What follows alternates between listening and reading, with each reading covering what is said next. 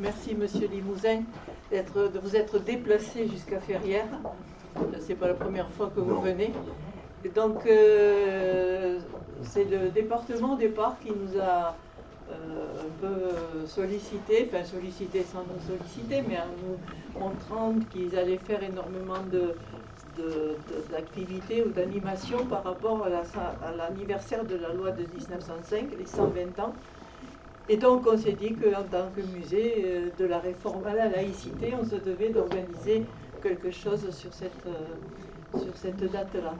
Donc voilà, M. Limousin était prêt, par l'intermédiaire de Michel Millaille aussi, qui est administrateur du musée, et qui c'est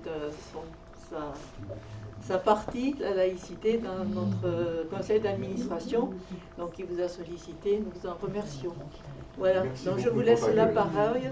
Et ensuite, ceux qui le souhaiteront peuvent visiter le musée entièrement, hein, ils peuvent circuler. Et il y aura le café qui sera offert par le musée dans l'accueil. Il y a un livre là de M. Limousin et qui, je pense, va vous le présenter. Oui. Il est en vente au rayon de la librairie du musée et il y a toute une petite table de livres sur la laïcité. Et ensuite, il y a la boutique de Noël qui a été installée. Donc, s'il y a des idées cadeaux qui vous plaisent, vous pourrez en profiter aussi.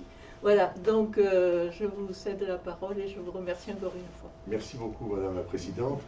Merci, chers amis, d'être présents. Alors, je vois, en vous regardant tous, que ceux qui sont jeunes depuis moins longtemps que nous sont moins présents. Effectivement, ils sont en boîte ou à la plage, je ne sais pas, c'est un peu trop tôt pour être en boîte et un peu loin pour être à la plage, mais c'est souvent comme ça. Hein. Et après tout, c'est la vie, hein, c'est naturel.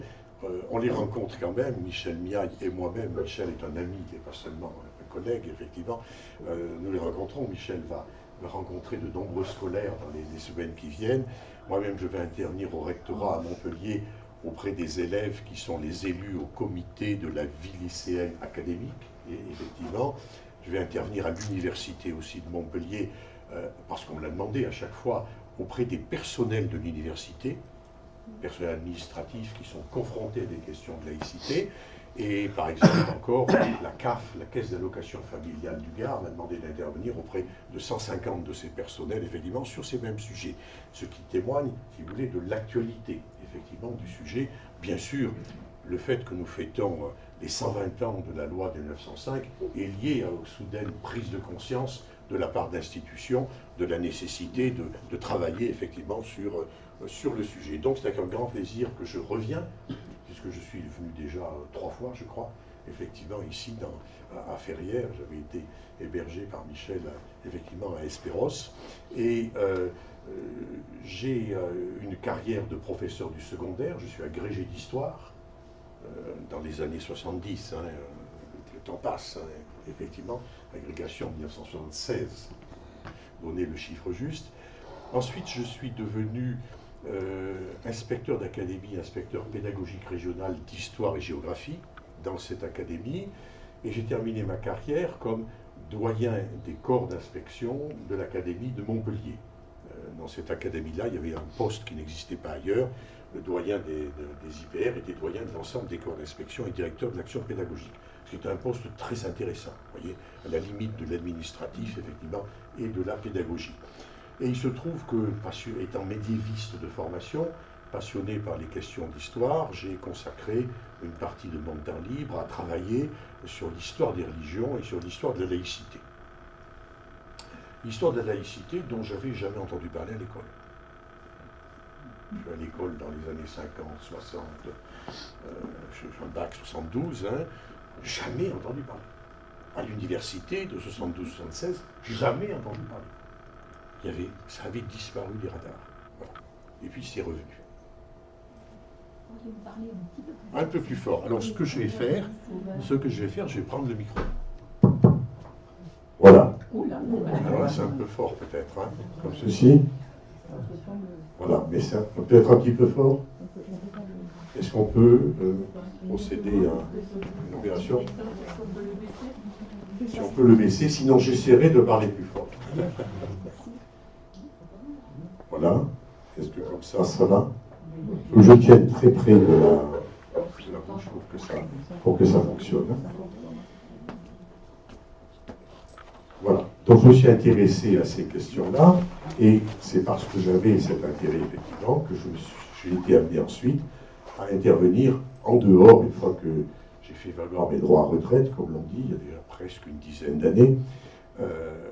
J'ai été amené à intervenir dans un cadre associatif ou à la demande dans l'éducation nationale ou ailleurs, effectivement, pour présenter les réflexions auxquelles me conduisaient les recherches que j'ai menées en histoire des religions et en histoire de la laïcité.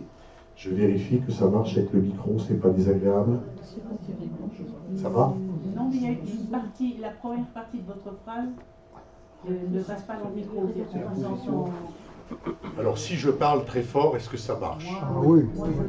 Madame, monsieur, non, pas trop bien. Je vais essayer quand même avec le micro, alors, en le mettant contre mon menton en début de la manière de procéder. Donc, 120 ans sur la laïcité, j'ai déjà parlé 2 fois de questions de laïcité ici à Ferrières, peut-être certains d'entre vous m'ont déjà effectivement entendu. J'essaye maintenant de me projeter sur la situation la plus contemporaine de la manière dont notre pays, effectivement, pratique la laïcité, les problèmes qui apparaissent, et d'essayer de se poser quelques questions, effectivement, d'avenir, puisque ce sujet est devenu un sujet de nouveau chaud et brûlant. Alors, j'avais donné comme idée que cette loi, qui avait donné une réponse claire à la question qu'elle voulait résoudre, effectivement, se trouve renouvelée par des nouveaux enjeux. Et à partir de là, effectivement, comment les comprendre? Je vais vous proposer 5 idées que nous allons suivre l'une après l'autre. D'abord, la mesure de ce qui reste de confusion sur la laïcité, j'allais dire dans l'opinion publique et dans le débat public. Deuxièmement, en quoi la loi de 1905 apportait-elle et apporte-t-elle toujours une réponse claire à la question de la relation des religions, et plus encore des religions des cléricatures, car chaque religion a ses clercs, la relation des religions et des cléricatures avec le pouvoir politique. C'est la question, effectivement, qui était posée. Troisième question, est-ce que nous sommes en train, à la suite de ce que je vous ai dit, c'est-à-dire de la disparition du sujet pendant quelques décennies, est-ce que nous sommes en train de vivre une sorte de retour du refoulé sur cette question-là, avec réanimation d'un sujet qui est devenu polémique? Quelles sont les recompositions politiques que cela entraîne? Et qu'est-ce qu'on peut en dire, effectivement, à partir d'aujourd'hui, en 2025, c'est-à-dire au moment où un quart du nouveau siècle est déjà passé? Alors, la confusion toujours, commençons par là. 22 octobre 2025, à Marseille, un film, Son règne n'a pas de fin, Sacré-Cœur, doit être diffusé dans une salle qui a été demandée à la mairie, à la municipalité de Marseille.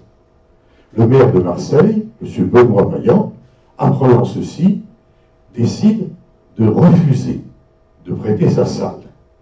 Et il le fait en argumentant du fait que la salle étant publique et financée par la municipalité, elle ne doit pas servir, conformément à l'article 2 de la loi 1905, qui précise que l'État ne reconnaît, ne subventionne ni ne salarie aucun culte, elle ne doit pas servir effectivement à la promotion d'un culte. Car, estime-t-il, ce film est un film de prosélytisme. Ce qui n'est pas interdit par la loi, tout le monde a le droit d'être prosélyte en France, hein, contrairement à ce que imaginent certains. Mais on ne peut pas mettre le service, les moyens de l'État au service d'un prosélytisme particulier.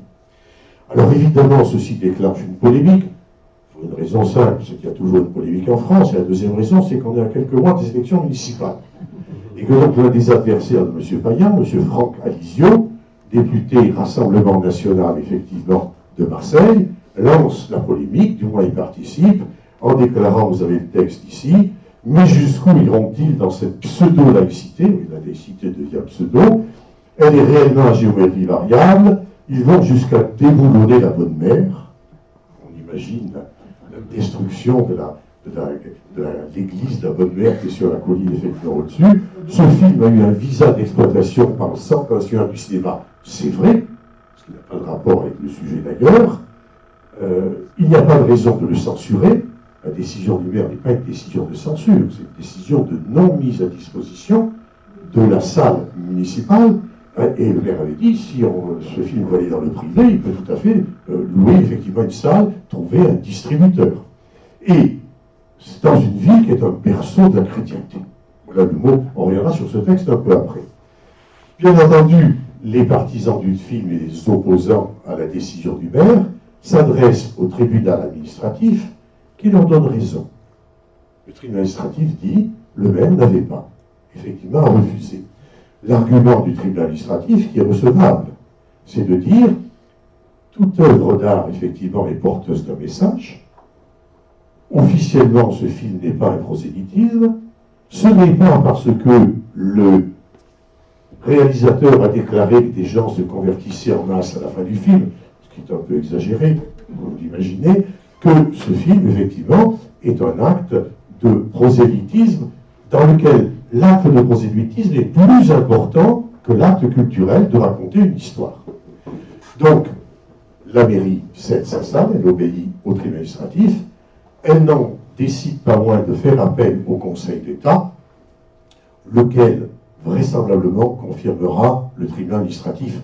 Je prends sur moi le risque de le dire, parce que l'argumentaire, effectivement, donné par le tribunal administratif correspond à l'option libérale avec laquelle le Conseil d'État regarde toujours les questions de la loi de 1905.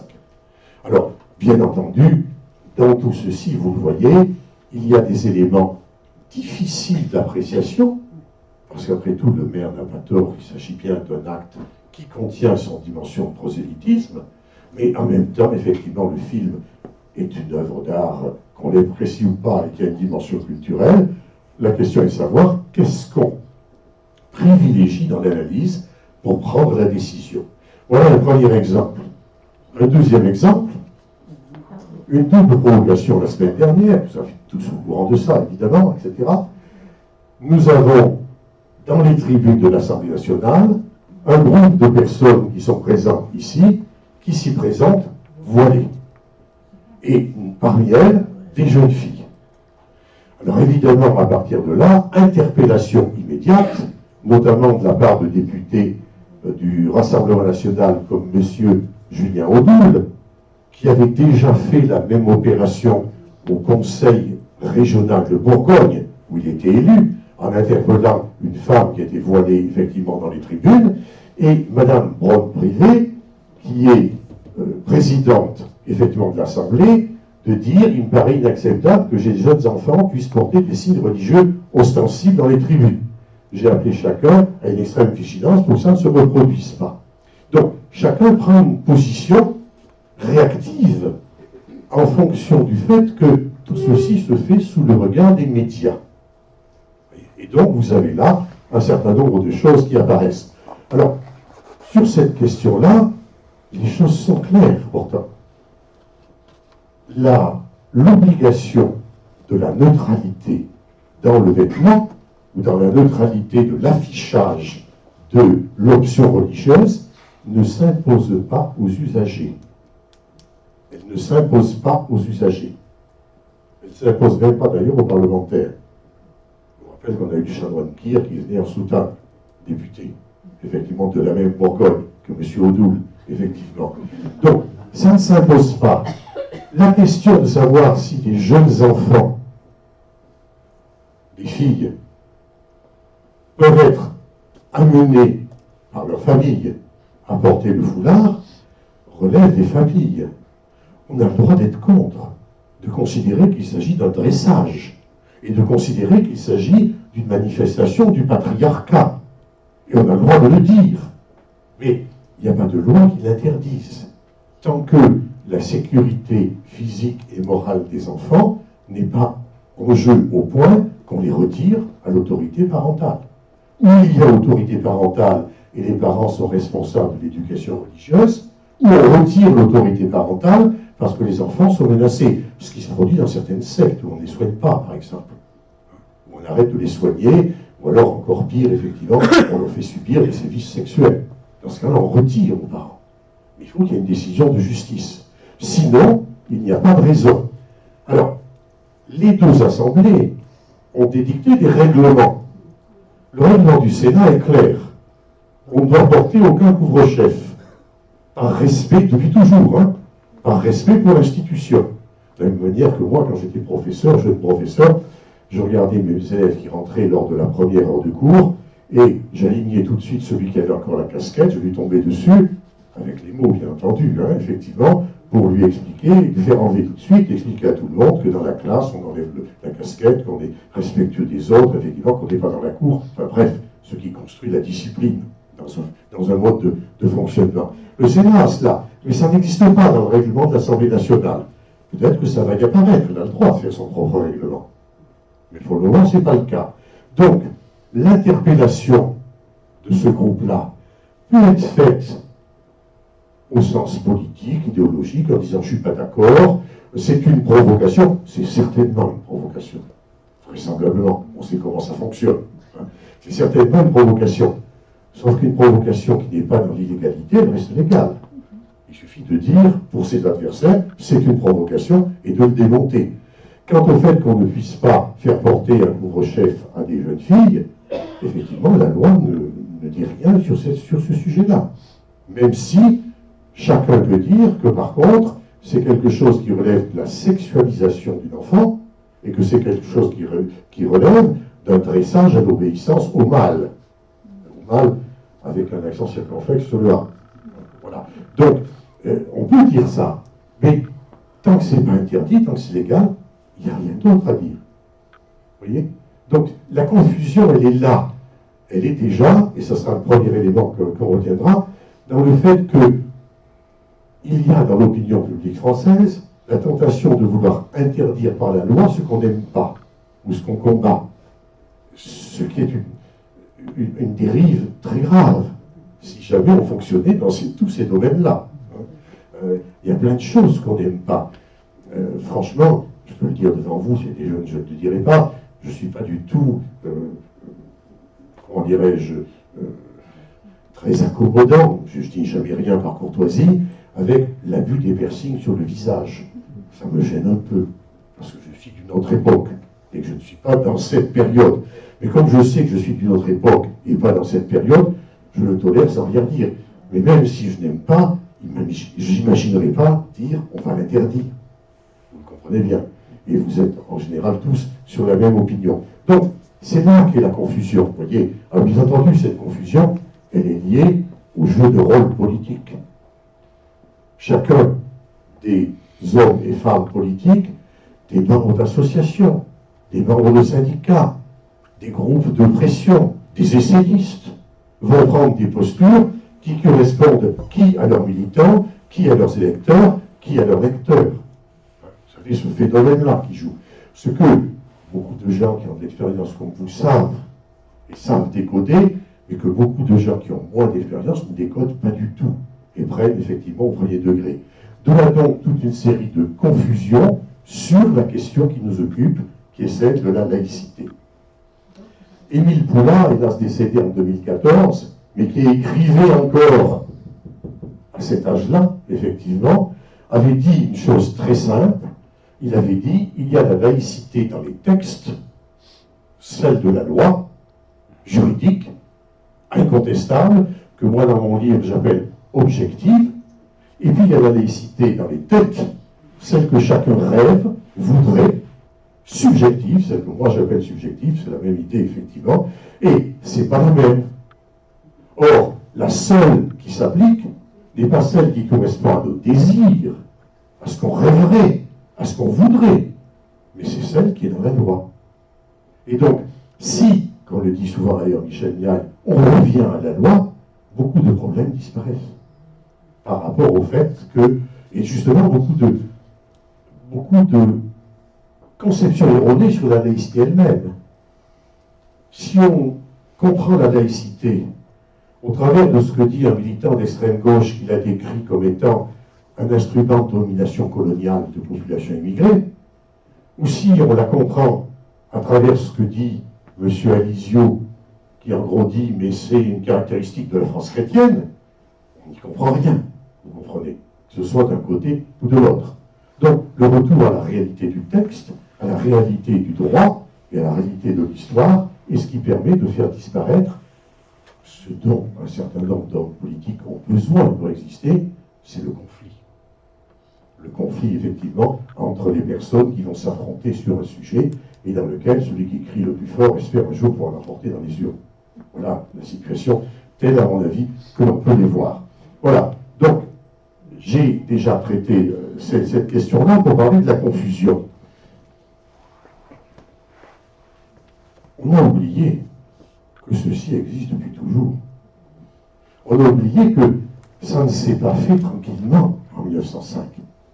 On sort de l'affaire Dreyfus, qui a été une bagarre, une empoignade terrible. Juste avant la loi de 1905, c'est-à-dire en 1902, le président du Conseil, Émile Combes, a décidé de chasser les congrégations. Il y a en France 800 congrégations religieuses catholiques. 800, dont beaucoup et la plupart se chargent de l'enseignement. Dans le processus, voyez, de reconquête que l'Église catholique avait initié après la Révolution française. Après la Révolution française, il y a eu quand même une vague de déchristianisation en France. L'Église catholique profite du fait que ce sont plutôt des alliés qui sont venus au pouvoir, notamment la Restauration, et ensuite des régimes conservateurs, pour se lancer dans une reconquête spirituelle de la France. C'est l'époque des calvaires. La plupart des calvaires qu'on trouve dans les campagnes, sauf en Bretagne, sont du 19e siècle. Avant, il n'y en avait pas. Mais à l'époque, on en met partout. On crucifie le territoire. C'est l'époque où le Sacré-Cœur, dont je parlais tout à l'heure, l'histoire du Sacré-Cœur, c'est Marie-Marguerite à la coque, 17e siècle. Bon, mais on n'en a pas beaucoup parlé jusque-là. Mais au 19e siècle, ça devient un instrument puissant de prosélytisme, effectivement, catholique. Et d'ailleurs, à cette époque-là, on reconstruit la basilique de Paray-le-Monial, où il y avait cette nonne qui avait vu le fameux Sacré-Cœur, le Christ lui apparaissant, sortant le cœur de sa poitrine et lui le tendant dans un geste d'amour. C'est l'époque où on construit la basilique du Sacré-Cœur à Paris. Tout ce phénomène, l'époque du curé d'Ars, l'époque de la Bernadette Soubirous, vous voyez, tout cet effort colossal de reconquête des esprits par l'Église catholique, et effectivement de cette période-là, les congrégations en font partie, et les républicains, quand ils arrivent effectivement au pouvoir, eh bien, ils vont se décider à dire qu'il faut casser ça. Et ils vont donc décider d'expulser effectivement les fameuses congrégations. Ça se fait dans une atmosphère de guerre civile. On se bat. Dans les régions très catholiques comme la Bretagne, on envoie la troupe. Alors, Combes, qui est un homme intelligent, même s'il est très fermé sur le plan, effectivement, de ses opinions politiques, il envoie la troupe, mais sans donner de cartouche. Parce qu'il se dit, ça risque de tourner mal. Il y a des morts quand même. Hein. Donc, c'est une situation extrêmement brutale. Dans les mois qui suivent, le gouvernement Combes est renversé parce qu'il a décidé de ficher les officiers. Tous les officiers de l'armée, il y a des fiches qui ont été créées indiquant est-ce qu'ils vont à la mèche ou pas, par exemple. Vous voyez, la suspicion du gouvernement vis-à-vis de sa propre armée, vis-à-vis des soldats formés dans ce qu'on appelait les jésuitières, c'est-à-dire dans les collèges, effectivement, de jésuites. Combes est renversé à cause de ça. La loi a été votée en 1905, le pape Pie X, qui est un pape de combat, hein, un pape traditionnaliste. Si vous connaissez l'histoire de l'Église catholique, la fraternité Saint-Pie X, ce n'est pas les modernistes. Le pape Pie X, il essaye de tout faire pour faire en sorte que l'Église apparaisse comme persécutée. Il donne l'ordre, et surtout son secrétaire d'État, le cardinal Méry-Delval, donne l'ordre effectivement d'agir, de rompre avec les exigences de la loi pour pouvoir dire nous sommes persécutés. Vous savez à quel point la position de victime peut être sinon savoureuse, parce qu'il y a des vraies victimes, du moins efficaces politiquement. Ça permet de recevoir sur soi le miel de la compassion, et ça permet surtout de dire, puisque nous sommes victimes, nous avons droit à toutes les outrances, dans la manière de faire. Le gouvernement ne tombe pas dans le piège, mais vous avez cette stratégie-là. Lorsque, au lendemain du vote de la loi, on décide de faire l'inventaire des églises, en 1906, puisque tous les biens d'église passent à l'État et seront remis, pour ce qui est des bâtiments, à la disposition de l'Église catholique dans les associations cultuelles pour que le culte puisse continuer à se prononcer. Quand on fait l'inventaire, on a des véritables bagarres avec effectivement les catholiques, et notamment la paysannerie. Dans mon pays natal, pas très loin d'ici, au Puy-en-Velay, zone catholique de chez catholique, que vous connaissez vraisemblablement si vous avez eu l'occasion d'y passer, les paysans descendent des montagnes et entourent les églises pour empêcher l'homme noir, l'huissier, de rentrer pour aller décompter effectivement les biens. On suspend des herses derrière les portes pour qu'elles tombent sur l'huissier. Quand il rentre, les gendarmes à cheval arrivent, on charge la foule. Au bout d'un moment, il y a même des morts. Et alors à ce moment-là, Clémenceau, qui lui aussi est un sage en dépit des apparences, dit « Le décompte des chandeliers ne vaut pas la mort d'un homme ».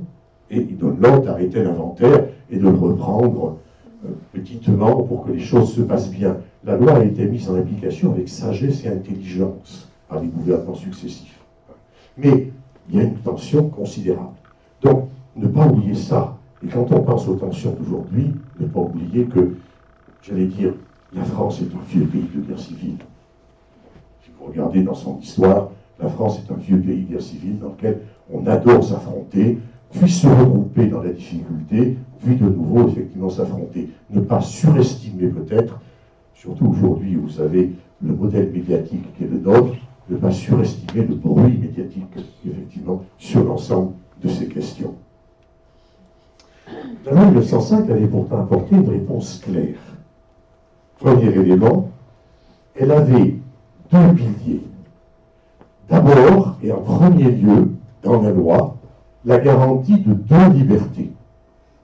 Liberté de conscience et liberté de culte. C'est une chose inouïe, cette garantie-là. C'est inouï. Dire la première chose auquel nous pensons, c'est de garantir la liberté de conscience. Vous avez le droit de croire ce que vous voulez et de ne pas croire. Et deuxièmement, de garantir la liberté de culte. Parce que sans liberté de culte, la liberté de conscience est une escroquerie. Si on vous dit que vous avez le droit de penser ce que vous voulez, vous n'avez pas le droit de le dire ou de le manifester, ça ne va pas. Donc, ce sont les deux éléments. Et puis, deuxième chose, c'est que l'État est libéré, essaye de se libérer de la pression du cléricalisme. Cléricalisme, cette tentation des clercs, non pas des croyants, mais cette tentation des clercs, c'est-à-dire de ceux qui ont, quelle que soit la religion, une audience, une influence, une autorité parmi les croyants, la tentation de gouverner l'État par des pressions qu'il ferait effectivement. Ce sont les deux éléments, les deux piliers. Alors, c'est l'article 1, la République assure la liberté de conscience, garantit le libre exercice des cultes, sous les seules restrictions édictées ci-après dans l'intérêt de l'ordre public, et c'est un décalque de l'article 10 de la Déclaration des droits de l'homme et du citoyen. L'article 2, lui, c'est celui qui institue la séparation comme fondement. La République ne reconnaît, ne salarie ni ne subventionne aucun culte. Il ne faut pas faire une erreur d'interprétation sur le reconnaît et penser que dans ce cas-là, la République ignore les cultes. Ce n'est pas le cas. Elle ne les reconnaît pas juridiquement. Mais les gens font ce qu'ils veulent. S'il y a un culte, ils le font. Et la République, d'une certaine manière, les reconnaît quand même. Puisque, effectivement, elle traite, elle négocie avec leur hiérarque. On négocie avec l'Assemblée des évêques. Le président va à la mosquée de Paris depuis 1926. Depuis 1926. Il va au dîner du CRIF. Il discute avec les consistoires, etc. Donc, on ne reconnaît, ne veut pas dire, considère que ça n'existe pas. Mais les reconnaît de la même manière qu'il reconnaît les autres groupes, j'allais dire les autres lobbies, si vous permettez une expression simplificatrice, un peu abusive, mais de cette nature-là. Donc, il y a sur ce plan-là quelque chose de clair, c'est que dans l'esprit de la loi de 1905, je l'avais déjà dit ici, mais je vais le répéter, la France n'est pas laïque, c'est la République qui l'est. La France, elle est diverse, chacun croit ce qu'il veut, il y a des mosquées, il y a des églises, il y a des temples, il y a des synagogues, il y a des manifestations religieuses, elle n'est pas laïque. Les gens se positionnent comme ils l'entendent. Mais par contre, la République, les institutions, elles le sont. Elles se sont extraites de ça pour le regarder. Et je crois que j'avais déjà raconté, mais je vais le répéter pour ceux qui n'étaient pas là, cette histoire. qui, à mon avis, qualifie bien comment il faut penser la simplicité de la laïcité et la clarté de la réponse. Lorsque j'étais en fonction, il m'arrivait qu'un chef d'établissement me téléphone en disant « Monsieur l'inspecteur, je fais une opération de dialogue interreligieux, il y aura un curé catholique, un pasteur protestant, un imam, est-ce que vous voulez venir représenter la laïcité ?» Moi, je disais non. Alors bon, j'avais un moment de silence. Là, il n'est pas d'accord, mais c'est pas bien. Mais si, je dis c'est très bien, faites-le. Mais je dis, sur un terrain de football, l'arbitre ne joue pas avec les joueurs. Il arbitre. Donc moi, je veux bien venir, mais vous nous mettez tous ensemble d'un côté de la salle et vous me mettez de l'autre côté, et moi, j'agiterai le carton jaune quand il y aura quelque chose qui n'est pas conforme à la loi. Mais je ne vais pas discuter de théologie, d'idéologie, de conception, de valeurs, avec des gens qui sont légitimes pour le faire, mais moi non, pas la laïcité. Vous voyez, ça marche très bien avec les élèves, l'image de l'arbitre. Ils savent très bien ce que c'est, ils jouent tous quelque part. Voilà. La laïcité, c'est l'arbitre du fonctionnement. Elle ne décide pas à la place, effectivement, des autres. Donc, elle n'est pas une religion. Elle n'est pas une idéologie. Elle est un règlement, un principe d'organisation. Voilà, ça, c'est clair. Mais ça, peu de gens le comprennent. Voyez, peu de gens le pensent. Dans notre société où chacun a des convictions, et c'est tant mieux, ça devient très vite une idéologie qui a telle ou telle forme suivant le côté politique où vous vous situez. Alors qu'il ne faut pas la considérer comme ça, on la dégrade, on l'épuise. Parce que si c'est une idéologie, elle s'affronte aux autres. Si c'est le règlement, c'est pour tout le monde. Et elle traite tout le monde à égalité. Et l'État est neutre au sens où un règlement est neutre. Ça ne veut pas dire qu'il ne s'intéresse pas aux choses, qu'il n'intervient pas. Mais il est neutre comme un règlement. C'est-à-dire le même pour tous. Voilà la clarté, si vous le voulez, de ce qu'est effectivement la loi de 1905. Est-ce si simple? Toujours sur cette question de la clarté de la loi. Récemment, Jean-Paul Béraud a écrit un nouveau livre, excellent, pas facile à lire. Hein. C'est un livre de chercheur. Pour rentrer dedans. On a eu la chance avec Michel Niaille de pouvoir le faire venir à Montpellier pour une conférence où il nous a présenté son ouvrage 1882-1905 ou la laïcité victorieuse. C'est un livre d'histoire. C'est vraiment un livre d'histoire. Et il explique la chose suivante qui éclaire la loi de 1905. C'est tout récent, c'est sorti cette année. Hein. Il explique que il y a une manière de concevoir l'événement historique de l'arrivée de la loi de 1905 qui en fait est erronée. En général, on le présente en disant Émile Combes, c'est celui qui a voulu la séparation et c'était l'ultra, le plus radical. Et d'ailleurs, les caricatures de l'époque le montrent, vous voyez la fameuse caricature ici bien connue, d'un côté un pape un peu ridicule, une république française pas trop mieux traitée, ils sont attachés par une corde, et là vous avez le petit père Combes avec la hache, il va couper les deux, et il va le couper sous l'influence du génie tutélaire qui est Voltaire. Voilà, l'image telle qu'elle est présentée. Combes est donc l'initiateur de la séparation. Il l'a voulu, à cause de l'affaire des fiches, il est parti avant, et donc les autres ont continué, effectivement, mais c'était lui qui voulait la séparation. Et puis quand il est parti, eh bien c'est Aristide Briand, il y a un autre personnage très important, c'est Ferdinand Buisson, hein, dedans, qui est peut-être plus important au départ que Briand, parce qu'il est président de la commission, et Briand n'est que rapporteur. Mais Briand va rapidement prendre l'ascendant. Briand, lui, c'est l'homme de compromis. Par rapport à l'ultra qui avait cette violence du choix politique, si je puis dire, lui, il aurait décidé de le faire d'une manière soft, si vous permettez cette expression. Et d'ailleurs, vous avez une autre caricature qui le dit ici, le rapport de M. Briand sur la séparation, il a fait le rapport de la commission qu'il a étudié, puisqu'il faut, séparez-vous, mais tâchez de rester bons amis. Voilà, les deux images. Ça, pour Béraud dit, c'est une vulgate mémorielle, sur laquelle tout le monde est d'accord. Les laïcs, qui disent Combes c'était le vrai, Briand il a fait des compromis, sous-entendu des compromissions. Et de l'autre côté, les anti-laïcs, les catholiques, disent oui, Combes c'était le pire de tous. Donc ils sont bien contents de l'avoir comme image repoussoir. En réalité, c'est pas du tout comme ça que ça s'est passé. raconte effectivement Bouguereau, il décrit très bien. Il dit, en fait, quand Combes est parti, Combes, et ça c'est une révélation, ne voulait pas de la séparation. Il ne la voulait pas à ce moment-là, ce qui renverse ses idées reçues. Et Bouguereau, il a des munitions, on dit ça, il est allé chercher les textes, il est allé chercher les interventions de Combes, il est allé chercher ce qu'il écrivait, et ce qu'écrivaient un certain nombre de ses amis.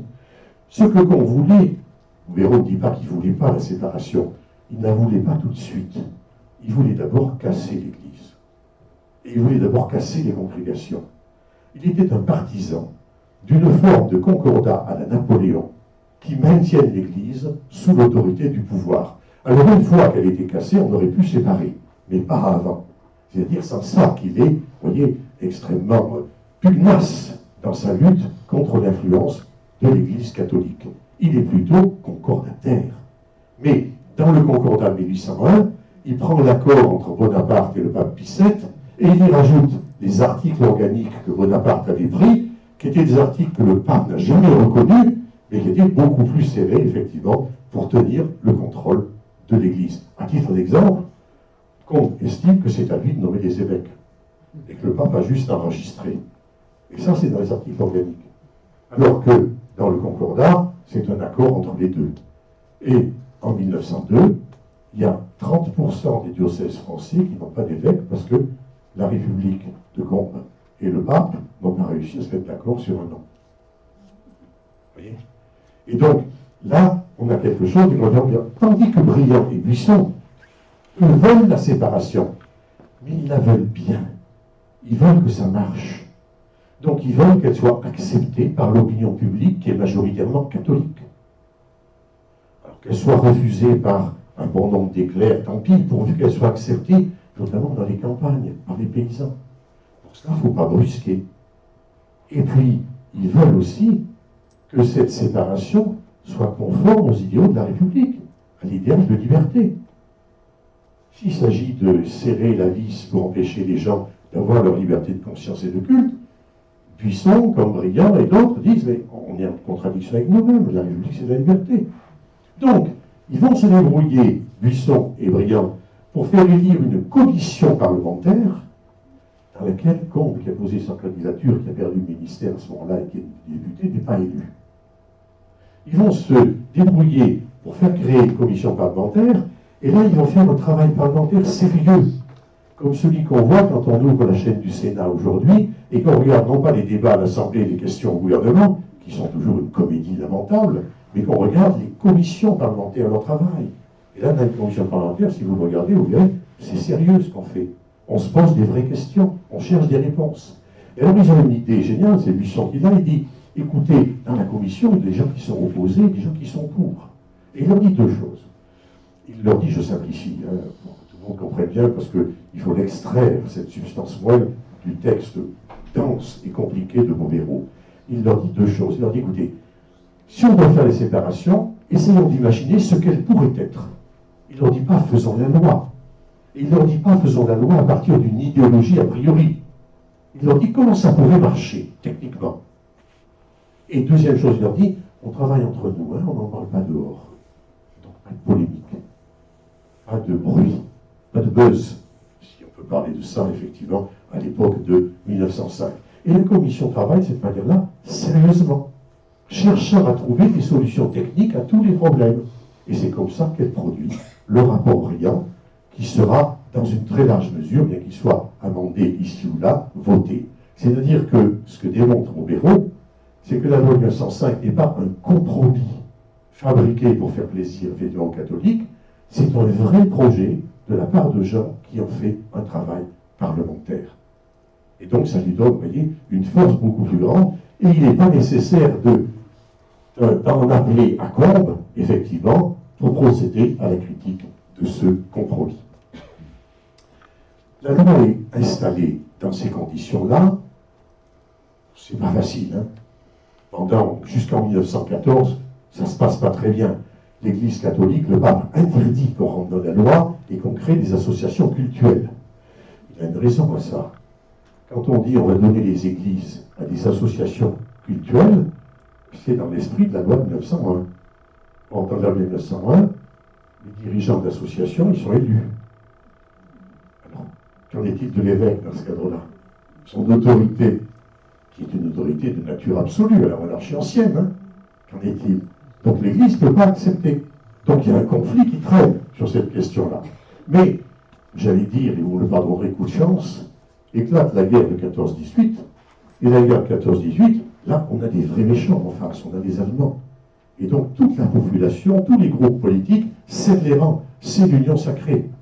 Et on va mourir ensemble dans les tranchées, verser le sang ensemble, et il va se mélanger.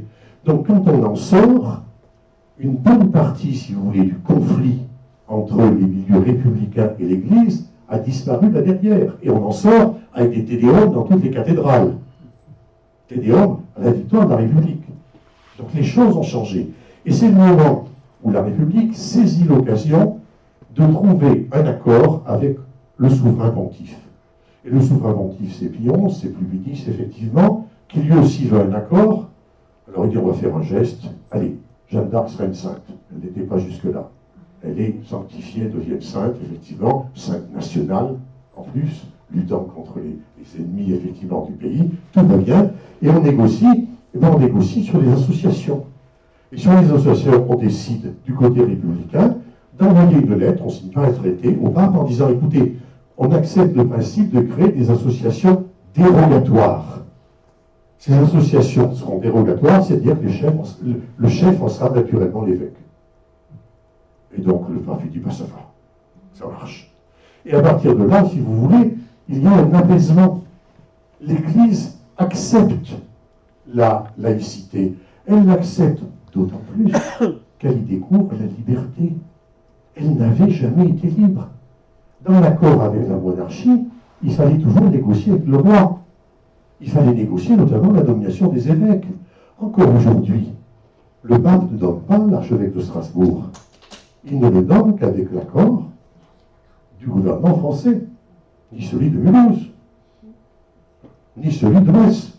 L'archevêque de Metz est nommé aussi avec l'accord du gouvernement français, parce que c'est le régime concordataire, c'est pas le régime de laïcité. Mais partout ailleurs, à Toulouse ou ailleurs, le gouvernement ne dit rien. C'est plus son affaire. Il s'est retiré, séparé. Et donc, l'Église fait ce qu'elle veut. Vous voyez, elle prend conscience de cette notion de liberté, et à partir de là, arrive effectivement cet apaisement. Cet apaisement se manifeste dans ce que j'ai décrit au début, en disant que moi, scolaire ou jeune étudiant, je n'avais plus entendu parler.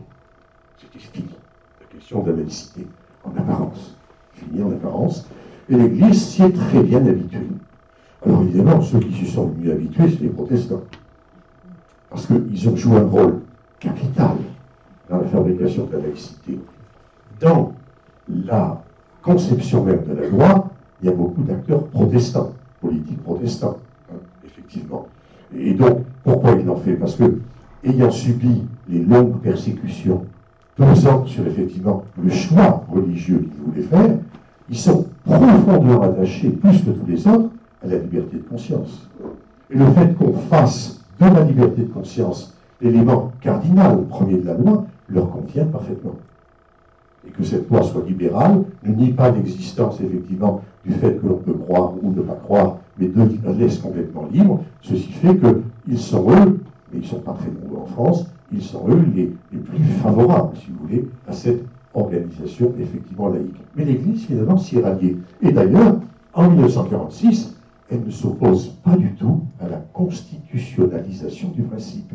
Parce qu'avant, le principe est légal, mais il n'est pas dans la Constitution. Il est dans la Constitution de 1946, à partir du moment où on met dans l'article, la France est une république démocratique, laïque, sociale, évidemment, etc. Là, le mot apparaît dans la Constitution, ce qu'il met au-dessus de la loi. Pour que la France ne soit plus laïque, il faudrait changer la Constitution. Il faut donc les 2 tiers du Congrès. L'ensemble des députés, c'est pas du tout évident à rassembler. Retour du refoulé au XXe siècle. Il y a toujours eu des questions en débat, notamment les questions d'enseignement. C'est là où, en quelque sorte, la laïcité, la querelle de la laïcité, a survécu dans toute cette période à bas bruit, y compris sous la 4e République. Il il y a eu des conflits parce qu'il y avait une loi qui favorisait à un moment donné l'école dite privée par rapport à l'école publique.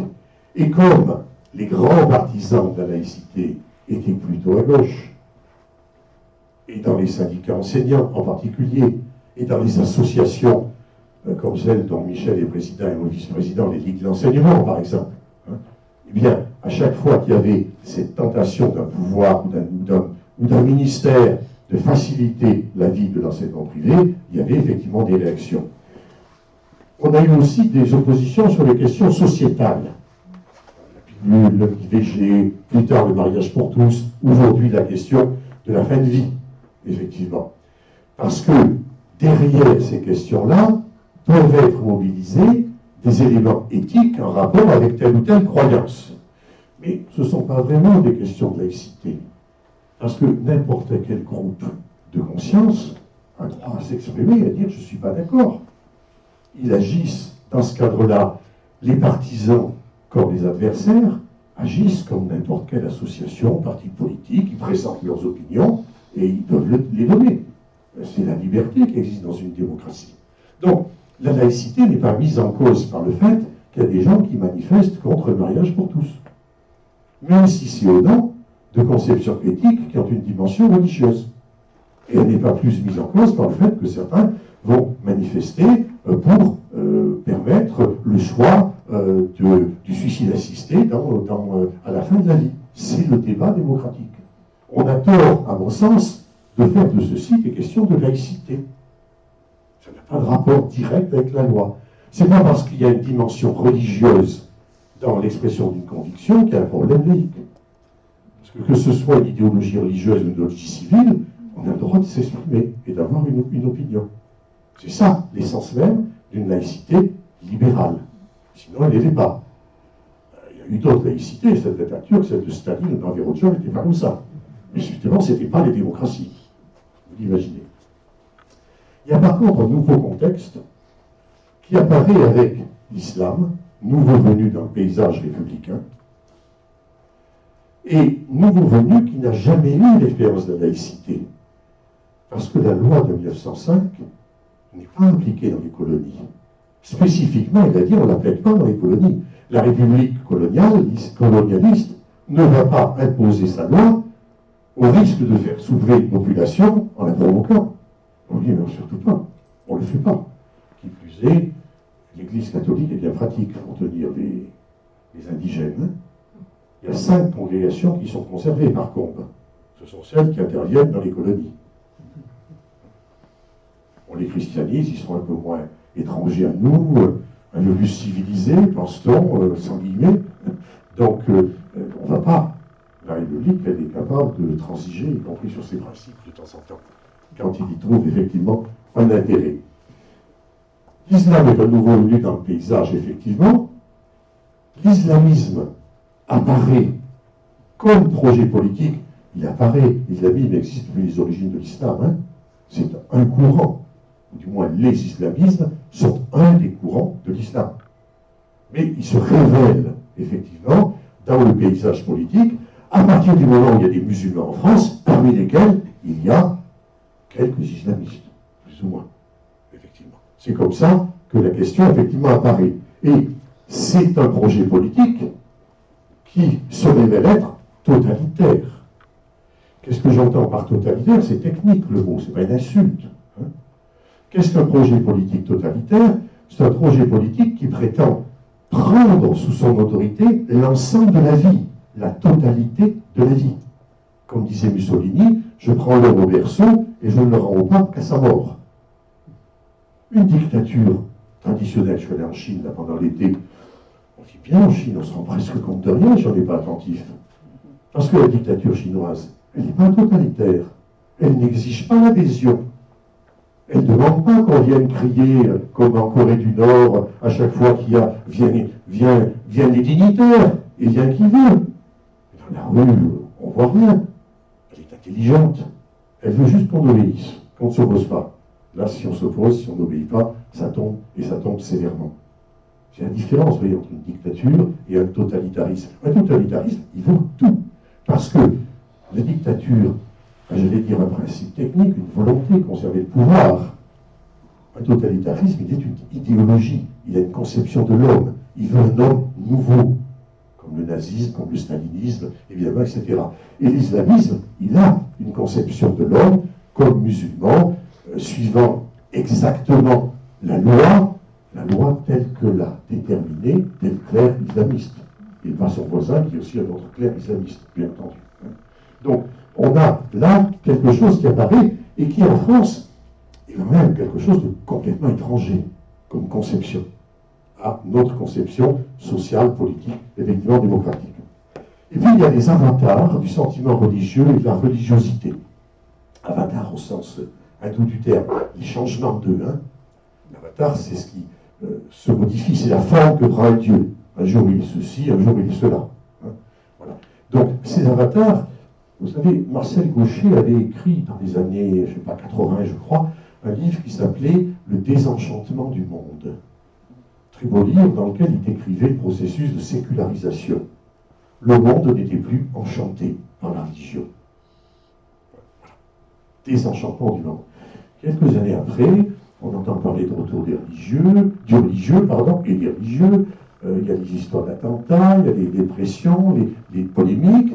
Et alors il écrit un autre livre qui s'appelle La religion et la démocratie. Pour essayer de dire, est-ce que je me suis trompé? Il dit non, je ne me suis pas trompé. Il y a bien eu des enchantements.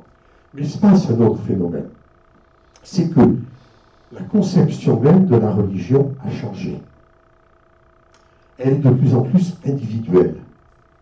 Les gens vont dans une religion comme dans un supermarché. Sur un rayon, ils prennent des éléments qui leur conviennent. Et si on regarde bien comment ça se passe, parce qu'on peut avoir l'image, si vous voulez, de gens qui sont écrasés par des religions qui leur disent tout ce qu'ils doivent faire. Si on regarde bien, et qu'on regarde individuellement comment les gens réagissent, on voit bien qu'il y a cette dimension, j'allais dire, du marché. Combien de catholiques, même pratiquants, suivent la morale sexuelle professée par le pape? Combien? En gros, combien de familles ont 7 ou 8 enfants? Bon, on peut les compter, mais c'est pas tous, loin de là. Même ceux qui sont... je ne sais pas si j'avais raconté l'histoire suivante. J'embauche un jour des intérimaires chez Manpower pour transporter des caisses, des cartons. L'un d'entre eux, ils étaient deux. L'un d'entre eux était un jeune de la diversité, comme on dit, sympathique. Je vais le chercher en voiture parce qu'il pourrait se déplacer. Il me montre son téléphone portable. On discute. Il avait une petite graine de raisin. Je voyais qu'il était souvent à la mosquée. Et il me montre, il fait du dessin. Il dessinait bien, le garçon, il faisait des jolis dessins. Et puis il faisait de la musique aussi, évidemment, etc. Et puis au moment de midi, je l'invite à venir manger avec nous. Je ne vais pas laisser mes deux intérimaires en disant allez manger votre sandwich. On les invite auprès de l'association dans un restaurant à Montpellier. Il s'assoit, il est content, et puis là, il s'arrête avant et dit ah ben non, j'ai pas faim. Bon, je connais assez l'histoire, je suis allé souvent en Afrique du Nord. Je lui dis mais regardez, il y a des salades aussi. Ah ben oui, je vais prendre une salade. Donc il décide de prendre une salade, puis au moment de manger, il dit oh non, finalement, j'ai pas faim. Alors je n'insiste pas, il mange pas, il boit de l'eau. Et dans la voiture, je lui dis, bon, j'ai bien vu, il s'est passé quelque chose. Ben oui, il m'a dit dans la salade, il y avait de la vinaigrette. Et le vinaigre, il dit, bon, j'ai pas le droit, c'est l'alcool. Alors c'est faux, chimiquement, il n'y a pas d'alcool dans le vinaigre, mais ça provient quand même du vin.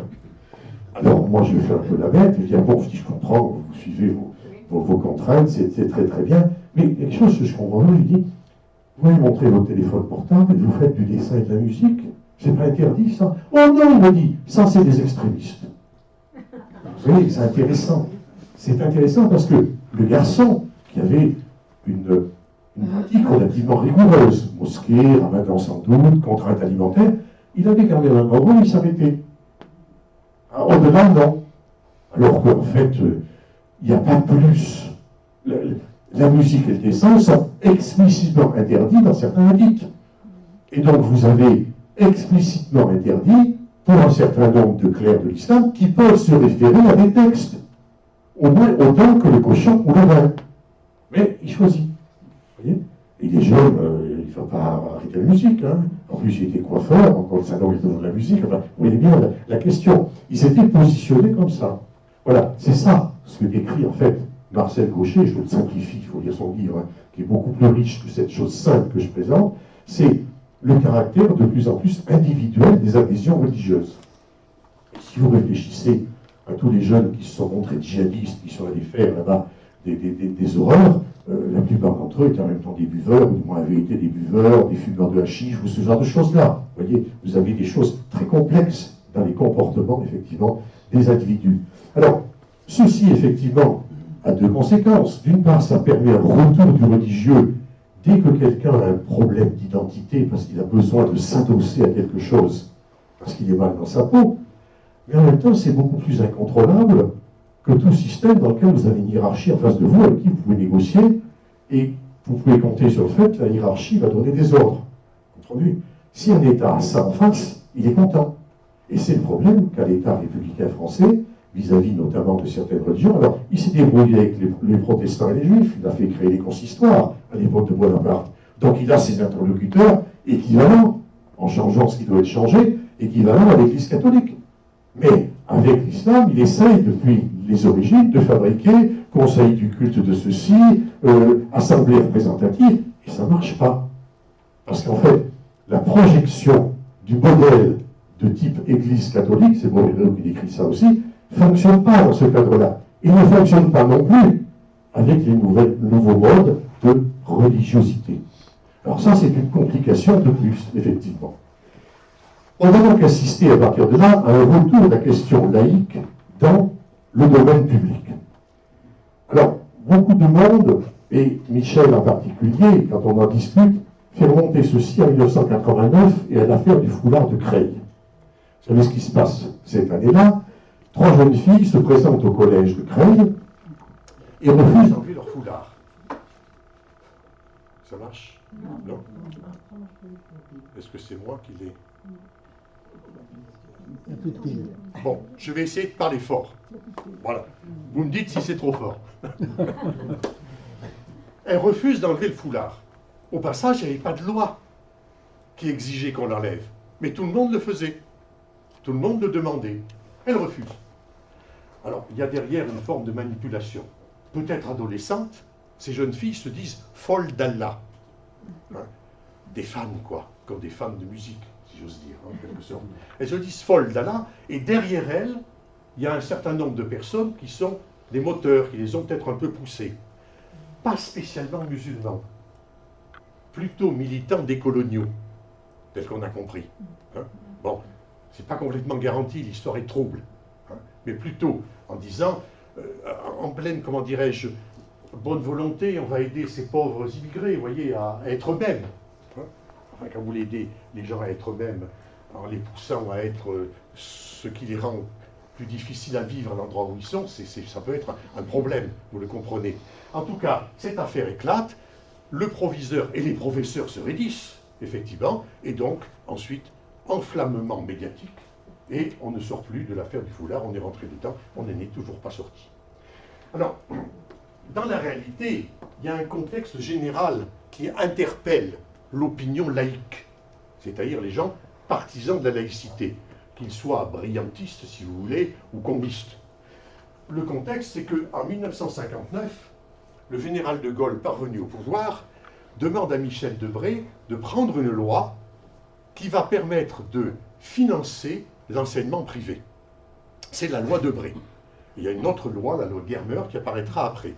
Alors cette loi Debré, elle prévoit que les établissements privés peuvent passer contrat avec l'État. S'ils passent contrat avec l'État, les termes du contrat sont les suivants. L'État paye les professeurs, mais en échange, ils appliquent les horaires et les programmes. Et les inspecteurs, comme moi, j'y suis allé souvent, vont visiter pour voir si c'est le cas. Et en plus, bien sûr, pas de contraintes religieuses envers les élèves. Or, par contre, il peut y avoir, à côté, des cours de catéchisme, des cours de morale religieuse, tout ce que vous voulez. Bon, quand on va dans ces établissements-là, certains peuvent être un peu rigoristes, j'en ai connu, notamment en Lorraine et en Lozère. Mais la plupart du temps, vous ne voyez pas énormément de différence avec les établissements publics. Surtout quand on vient, évidemment. Bon, il faut être prudent sur ce genre de choses. Mais dans l'ensemble, en tout cas, les programmes sont assurés, les élèves ont les mêmes heures de cours, il n'y a pas de propagande, plus de propagande religieuse qu'on a de propagande gauchiste dans les écoles publiques. On va dire les choses comme ça, pour parler d'une manière franche. Hein. propagande que font des gens, j'allais dire en toute bonne foi, souvent, sans se rendre compte, effectivement, qu'ils franchissent les limites de la neutralité publique. Et il faut le rappeler, effectivement, à ce moment-là. Et seulement ça, évidemment, ça choque profondément les laïcs, parce que 95% de ces écoles privées sont sous l'autorité de l'évêque, elles sont catholiques. Il y en a très peu qui sont d'une autre nature. Certaines sont associatives, c'est des associations, d'autres, aujourd'hui, quelques-unes rares, sont musulmanes, quelques lycées posent d'ailleurs des problèmes, quelques-uns également sont juifs, effectivement, dont certaines posent des problèmes aussi parce qu'un certain nombre d'entre elles sont tenues effectivement par des orthodoxes solides dans leurs convictions, effectivement, et dans l'ensemble, il n'y a pas une énorme différence. Mais pour les laïcs, c'est de l'argent public qui va vers le privé. Et donc, il y a une grande colère quand la loi Debré passe en 1959, et il y a une pétition de 11 millions de signatures. 11 millions de signatures sans réseaux sociaux. Contre la loi du quelque chose, je ne me rappelle plus son nom, il y a eu 1,5 million, hein, avec réseaux sociaux. Là, sans réseaux sociaux, la loi du plomb. La loi du plomb. Voilà, merci. 11 millions de signatures. Manifestation monstre en 1959. 400 000 personnes à Vincennes. Et 400 000 personnes qui prêtent le serment, dit serment de Vincennes, de ne jamais accepter la loi Debré. Donc, vous voyez, hein, ils ont eu un sentiment de provocation, vous voyez, considérable. Alors, c'est un an après l'arrivée au pouvoir du général de Gaulle, lequel était arrivé au pouvoir dans des conditions où il avait été accusé d'être arrivé, non pas d'avoir organisé un coup d'État, mais d'être arrivé sur les ailes d'un coup d'État en préparation, ce qui historiquement n'est pas complètement faux, hein, effectivement, pour impressionner la représentation publique. Résultat, parmi ces laïcs-là, il y a un désir absolu de revenir sur la loi Debré. Et quand en 1981, François Mitterrand revient au pouvoir, il revient au pouvoir avec les voix de ces laïcs-là, qui lui ont apporté leur voix pour ça, en partie pour ça. Vous savez que quand un président de la République se fait élire, il fait d'abord le tour des popotes de toutes les associations, il promet à chacun ce qu'elle veut, effectivement, et ensuite il faut tenir. Et il a du mal, souvent, hein, à tenir, parce que quand on a promis une chose et un autre le contraire, ça marche un peu comme ça, le système. Hein, parce que pour faire 50% des voix plus une, il faut beaucoup de monde. Et les associations, les groupes, les lobbies, ils ne vont pas donner leur voix comme ça. Et c'est l'occasion pour eux de négocier, à chaque fois, vous l'imaginez. Et donc, François Mitterrand, qui de toute façon, alors, ce qui était dit aussi laïque que les autres, vraisemblablement pas, mais il lance donc une opération pour essayer de trouver un compromis aussi. Et il change Jacques Lang de cela. Et Jacques Lang négocie avec l'Église catholique, avec le père Cloupet, un accord qui créerait un grand service public d'enseignement qui intégrerait l'enseignement privé, lequel resterait spécifique, mais serait sous la même étiquette. Je caricature, hein. Il y a des choses qui les rapprochent un peu plus. Mais vous voyez une habileté qui était faite. Cette habileté ne trompe pas un certain nombre de députés socialistes qui vont voter des amendements qui dénaturent le projet et qui diminuent le périmètre, je veux dire, d'indépendance du privé dans le public. À ce moment-là, l'Église dit « je me retire ». C'est un manquement à la parole donnée et aux négociations. Et comme on se rapproche des élections législatives qui auront lieu 2 ans après, en 1986, tous les partis de droite saisissent l'occasion pour se lancer dans une immense opération politique de défense de l'école dite libre, alors qu'elle est privée. Et ils réunissent 1 million de personnes. 1 million de personnes dans la rue à Paris, qui ne sont pas tous de droite, mais qui sont parents d'enfants mis dans le privé. Parce que les parents mettent leurs enfants dans le privé, pas pour des raisons religieuses. Voilà la réalité. L'évolution de l'opinion publique, l'évolution de la sécularisation fait qu'on ne va plus dans le privé, majoritairement, pour des religions religieuses. On ne va pas chez les cathos, si je peux dire. On va dans des établissements dont on pense que les enfants seront un peu plus en sécurité, ou seront au milieu de petits blonds, hein, ou seront au milieu de petits plus intelligents que les autres. Vous voyez ce que je veux dire? Ce sont des stratégies des parents adossés à l'amour pour les enfants qui permettent toutes choses, effectivement, et qui font qu'on va pour ça dans le privé. Et donc quand on leur dit, pour des raisons de laïcité, c'est contre le cléricalisme, on va changer cela, ils ne sont pas d'accord du tout. Parce qu'entre ça et l'intérêt qu'ils croient être celui de leurs enfants, ils choisissent l'intérêt des enfants. Et donc, cette situation-là a concouru à la défaite de 86 pour la gauche qui était présente, parce que justement, les laïcs en question n'avaient pas perçu le changement sociétal qui était enfin en train de se produire. 89 après le foulard de Creil, alors là c'est trop, si vous rajoutez à l'échec du grand service public d'éducation l'arrivée du foulard, vous comprenez que les laïcs, effectivement, ils se sentent mal. 93, le ministre de Jacques Chirac, François Bayrou, démocrate chrétien lui-même, catholique, on le sait, il décide d'abolir la loi Fallou, 1852, la loi Fallou, personne n'en a entendu parler. Mais toutes les associations laïques savent bien, en lisant, qu'en abolissant la loi Fallou, ça va permettre aux collectivités territoriales de donner de l'argent à l'enseignement privé, ce qui n'était pas autorisé auparavant.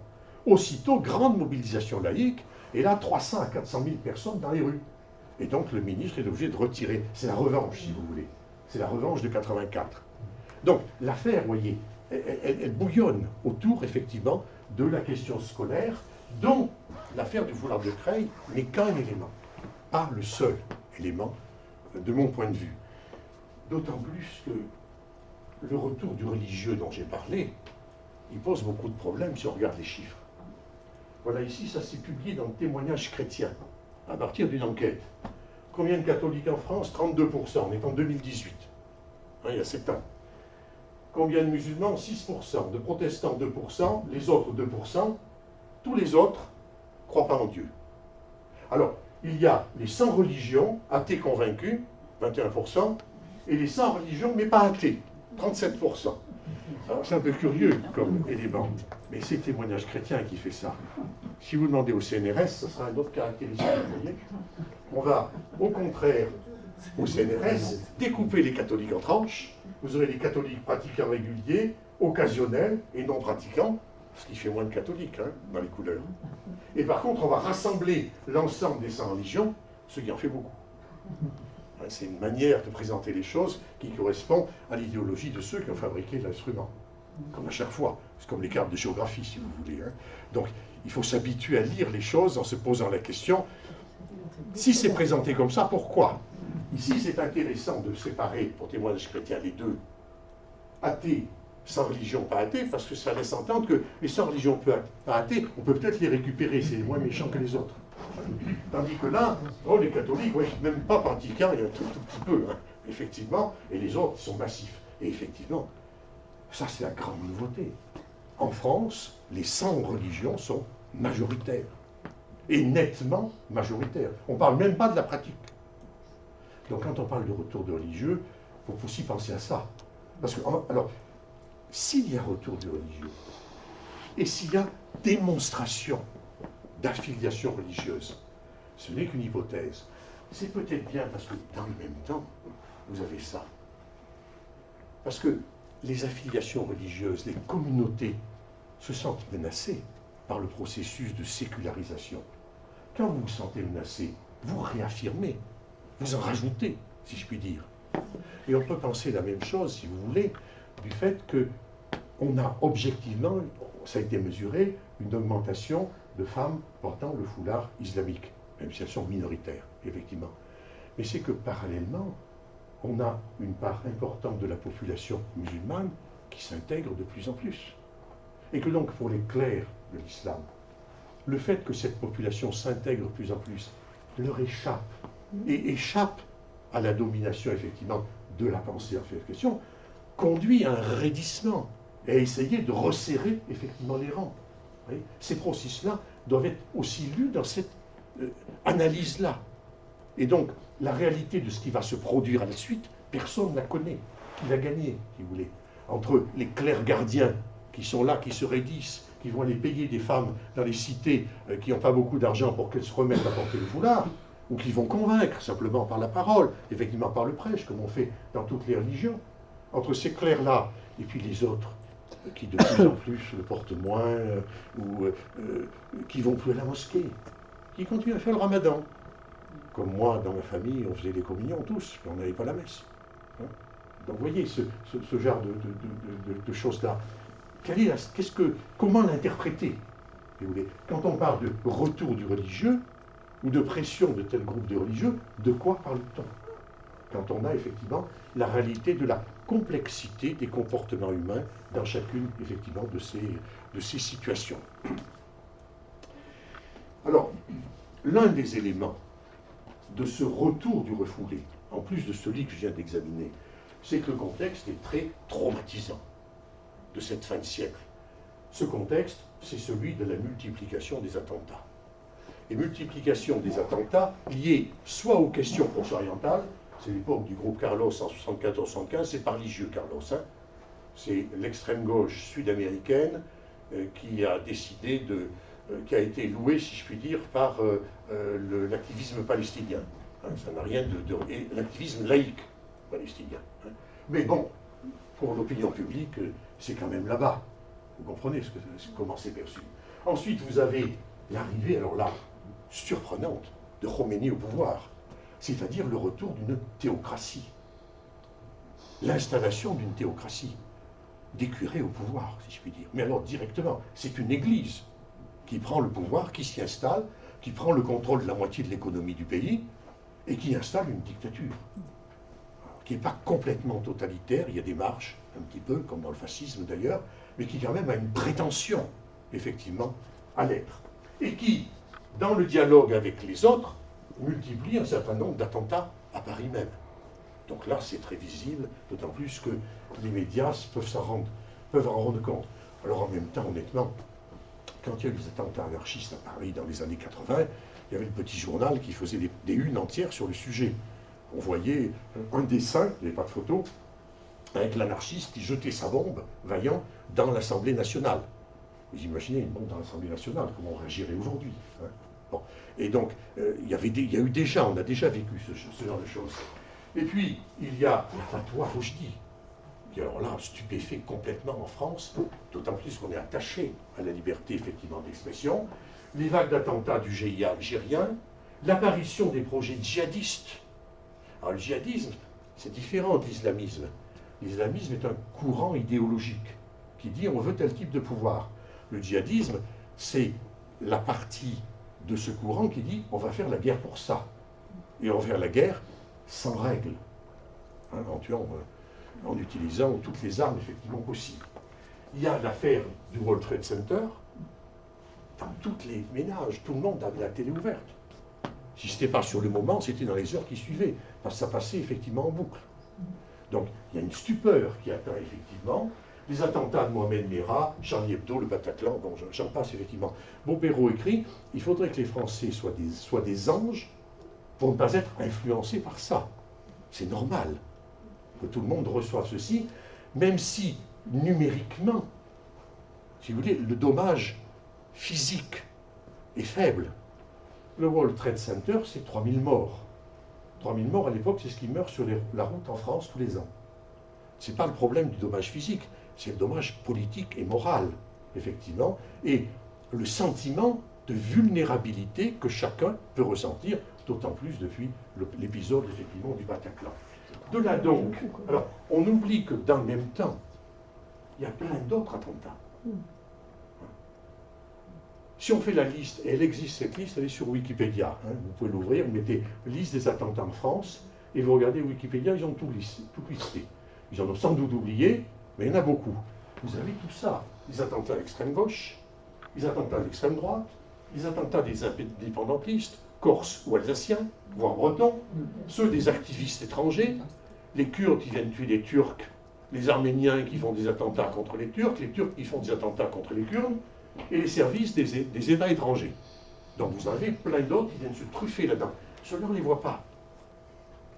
J'allais dire, ils sont de chez nous. Vous voyez, c'est ça le caractère. On va sentir ceux-là qui sont souvent d'une plus grande ampleur, et notamment d'une plus grande ampleur, j'allais dire, visuelle, mais médiatique.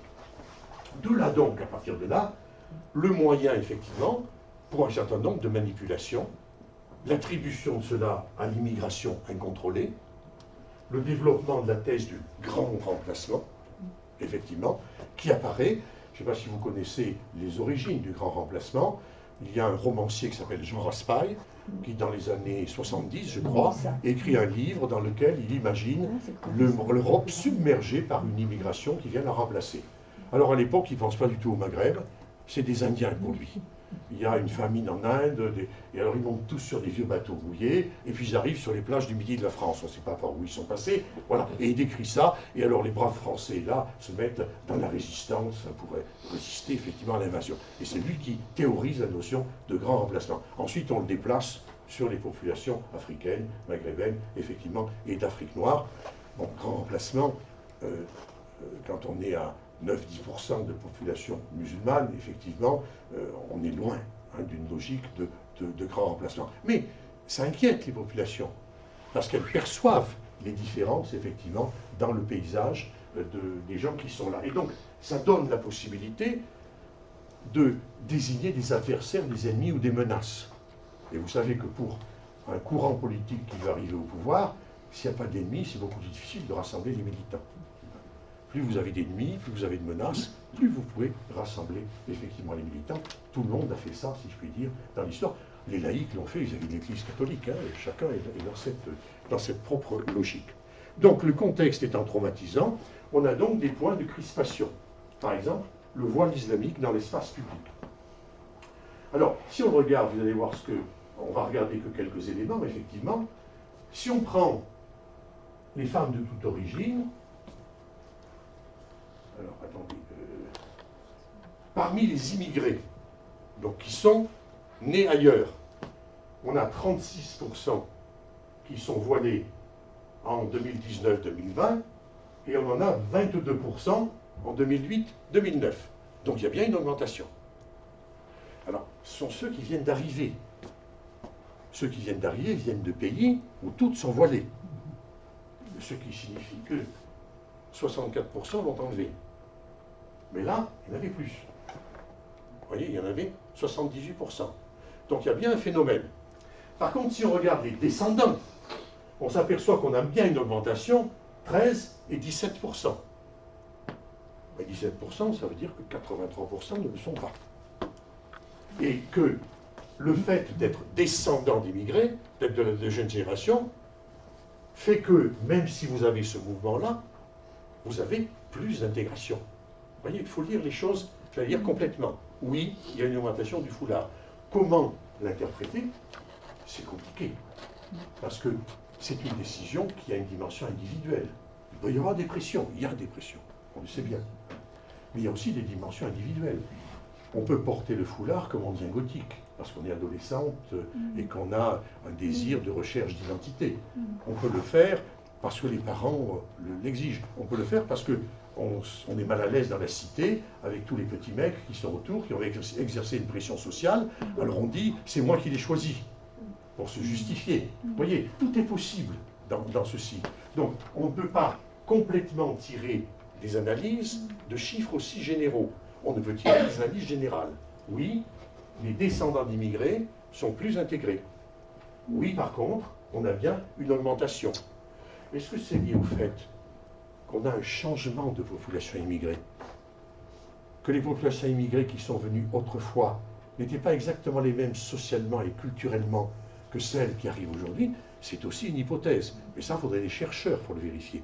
On ne peut pas donner ceci comme étant un principe, si vous voulez. Mais on peut émettre effectivement ce genre d'hypothèse. Voilà comment on voit. Alors, ça, c'est un point de crispation. Il y en a d'autres. C'est le sentiment de pression islamiste, on a dit le voile, les questions de liberté d'expression de blasphème. Regardons la fréquentation des lieux de culte.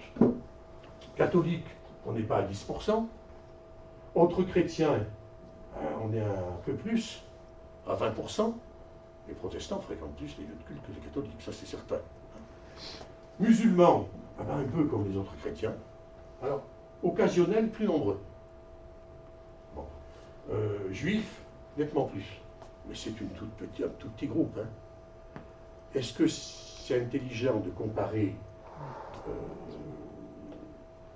quelques centaines de milliers de personnes, 400 000, avec 15-20 millions? Est-ce que la comparaison a un sens? Est-ce qu'il n'y a pas un biais statistique, effectivement? Voilà. Si on regarde les fréquences de la prière, Alors, chez les catholiques un peu plus, chez les autres protestants un peu plus, c'est les musulmans, oui, c'est 50%. 50% feraient leur prière. C'est du déclaratif, hein. Plus c'est du déclaratif, bien entendu. Hein. Font une prière occasionnelle, une prière régulière ou occasionnelle. Donc, le niveau de pratique est plus important. Mais une partie viennent d'arriver de pays où la pratique est vraiment très très forte. Qu'est-ce que ça dit sur l'avenir? Ça, effectivement, on ne le sait pas. Et après tout, c'est en droit. Ça ne gêne pas la prière. Ça ne gêne pas d'aller au temple, ça ne gêne pas d'aller à la mosquée. À partir du moment où on ne trouble pas l'ordre public. C'est ça la loi de 1905.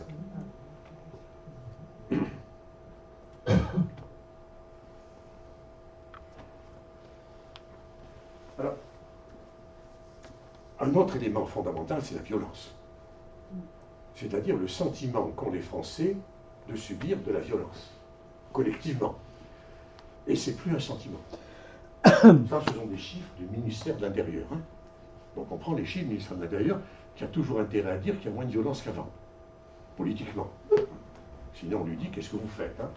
Bon, si on regarde les femmes, effectivement, le nombre de celles qui en 2022 ont été victimes de violences de différentes natures, 373 000. Ce n'est pas une petite cohorte. Et c'est celles qui l'ont déclaré. Donc vous pouvez rallonger le chiffre, bien entendu. Donc il y a bien là une violence latente, persistante, qui est caractéristique d'une société. Celles qui ont été victimes de viols, d'agressions sexuelles, 230 000. Ce n'est pas non plus un petit chiffre. Donc, beaucoup de personnes, les femmes elles-mêmes d'abord, et puis leurs compagnons, leurs familles, à qui elles peuvent éventuellement le dire si elles le disent. Hein, parce que l'agression sexuelle dans le métro, est-ce qu'on va l'acclamer sur les toits? Est-ce qu'on va le dire, hein, ou est-ce qu'on l'oublie rapidement en disant je ferai attention la prochaine fois de l'heure à laquelle je le prendrai, hein. Donc tout ceci, effectivement, c'est un poison pour la société. Vous l'imaginez. Il en va de même, effectivement, alors, de la violence plus générale, mais sur le nombre de morts, sur le nombre d'homicides. Alors, le nombre d'homicides dans l'année 24 avait un peu baissé, comme le nombre de vols. Il y a eu, mais le ministère lui-même dit, c'est aussi les Jeux Olympiques. On a vraiment mis la pression partout. Donc il y a un biais, si vous voulez. Là, les derniers chiffres qu'on a pour 2025, c'est qu'on a un accroissement très sensible des tentatives d'homicide. Et donc ça se diffuse dans l'opinion. C'est un poison pour une société aussi. Parce qu'effectivement, la sécurité est l'élément premier pour tout le monde. Vous l'imaginez. Alors ça, ce sont des points de crispation qui aboutissent à tous ces phénomènes de recomposition politique. Alors, dans les recompositions politiques, il y a les postures que prennent les différents groupes politiques sur la question de la laïcité. Et en fait, c'est assez complexe. Si on les classe, vous voyez, de l'extrême gauche à l'extrême droite, vous avez ceux qui, de l'extrême gauche à la droite, sont partisans d'une laïcité ferme.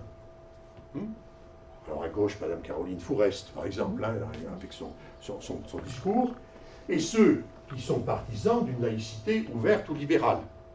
Jean Bobéro, l'Observatoire de la laïcité, Nicolas Cadenne, hein, que je connais bien. Alors, il faut se méfier de ces mots. Hein. Vous savez que quand quelqu'un se dit ferme, c'est pour dire que les autres sont mous, et quand quelqu'un se dit ouvert, c'est pour dire que les autres sont fermés. Hein. Les mots sont des armes dans la politique. Il y a quand même bien, ici, dans le camp laïque, une division. Et dans le camp laïque, ce qui l'affaiblit. Ce qui l'affaiblit considérablement. Et cette division est entretenue par le modèle médiatique de la punchline, c'est-à-dire de la polémique. On ne peut plus écrire sur un sujet sans polémique. Moi, j'aime bien lire Madame Caroline Fourest, j'aime bien l'entendre sur beaucoup de choses, je l'avoue très intéressant, mais quand elle fait dresser, c'est pas elle qui l'a écrit, le portrait à charge de Jean Bobéro dans Franc-Tireur, là je ne suis plus, parce que c'est malhonnête. C'est le jeune journaliste qui n'a pas la finesse de Madame Fourest qui l'a écrit, mais enfin elle l'a publié quand même. Hein. Donc ça ne va pas, ça. À l'inverse, quand on l'attaque en la traitant de nazi, effectivement, comme on le fait à l'extrême gauche. Hein. ça ne va pas non plus. Donc si on est dans la polémique, on n'est plus dans le dialogue, on n'est plus dans la confrontation d'arguments, on est dans le match de boxe. Et ceci, effectivement, détruit le débat. En 1983, M. Barouin, je ne me rappelle plus son prénom, ça ne fait rien. François. Monsieur François Barouin, qui est un homme de droite modéré, un personnage que je considère comme tout à fait honorable, le maire de Troyes, dont le père était un homme plutôt à gauche, effectivement. Hein. Je veux dire, c'est pas un Tatanguer, Barouin, c'est quelqu'un de solide. Il fait paraître un rapport dans lequel il fait la proposition d'une nouvelle laïcité. Et cette nouvelle laïcité, ça veut dire que c'est plus l'ancienne. Et donc ça se rapproche de la laïcité ferme, d'une certaine manière, de la partie, j'allais dire combiste, si je caricature à fond, hein, des laïcs, effectivement, de gauche. Du côté des extrêmes droites, il y a toujours une anti-laïcité des catholiques traditionnels. Je dis bien des cathos tradis, comme on dit. Pas des catholiques en général, qui la plupart du temps sont tout à fait laïcs, effectivement, dans leur conception. Mais la partie catholique traditionnelle, qui a une expression politique maintenant, en gros, on va dire, dans la mouvance de Madame Le Pen nièce, hein, effectivement, ce groupe-là, effectivement, est plutôt anti-laïque. Elle ne le dit pas officiellement, effectivement, mais ce groupe-là, la Fraternité Saint-Pédis, Saint-Nicolas du Chardonnay, là, on n'est pas dans la laïcité, ça on le sait. Mais c'est leur droit, hein, ils ont le droit de défendre cette thèse. À l'inverse, je vous l'ai dit, à l'extrême gauche, il y a des gens qui écrivent des livres pour lesquels la laïcité est un principe de domination coloniale. C'est fait pour embêter les musulmans, c'est horrible, etc. Il faut en finir. Et puis vous avez des gens du bon centre qui, eux, ne sont pas trop favorables à la laïcité parce que leur modèle de laïcité, ce serait plutôt les systèmes anglo-saxons, communautaristes. Disons, hein, là, on n'a pas de problème, chacun fait ce qu'il veut. Enfin, ils donnent au système anglais ou américain une valeur qui n'est pas apparente dans les faits, hein, bien entendu. Mais ce sont des libéraux, ouais, effectivement. Ça, ce sont les postures anti-laïques. Les autres sont les postures laïques, et il y a une nouvelle posture laïque, tout à fait étonnante, qui se trouve à l'extrême droite. L'extrême droite n'a jamais été laïque en France. Elle était plutôt issue des côtés catho-tradis. Et maintenant, elle est laïque. Mais c'est une laïcité. Regardez ce que disait M. Alizio. Il disait Marseille est une ville chrétienne. La bonne mère. La France éternelle. Des rois qui ont fait la France. Bon, on sent bien que derrière tout ça, il y a une conception qui devient ethno-culturelle de la laïcité. En gros, la laïcité fait partie du génie français. Et si on va plus loin, elle fait partie du génie catholique français, ce qui est extravagant en termes historiques. Mais ce qui permet de se positionner, effectivement, fondamentalement contre l'immigration musulmane, évidemment en particulier. Donc vous avez ce caractéristique-là, effectivement. D'où réanimation des confusions. Est-ce que la laïcité est une liberté ou est-ce qu'elle est une police des comportements? La loi de 1905, c'est très clair, c'est une liberté. Elle n'est pas une police des comportements. La laïcité ne fait pas la police dans les assiettes. On mange ce qu'on veut. Elle ne fait pas la police du vêtement. Déjà à l'époque de Briand dit, mais la soutane, on voulait interdire la soutane en France. Les laïcs combistes disaient, il faut interdire la soutane. Et Briand dit, c'est un vêtement comme un autre. Ils veulent porter la soutane, qu'ils la portent. Bon, on n'interdit pas le foulard dans la rue en France. Ça n'a aucun sens. On ne va pas dire aux gens comment ils s'habillent dans la rue. Alors on l'interdit aux gens des services publics parce qu'ils représentent l'État, mais pas des usagers dans le service public. On peut aller à la poste avec le foulard, on peut aller à la poste en soutane, on peut aller à la poste en moine bouddhiste. Voilà, c'est tout. C'est la liberté des usagers. Il n'y a qu'un petit nombre d'endroits où l'usager va être contraint, c'est l'école, le collège, le lycée et l'école publique. Pourquoi il est jusqu'à contraint 18, pardon, jusqu'à 18 ans. Alors, Ou, tout le je temps. vous interromps, excusez-moi. Même plus vieux.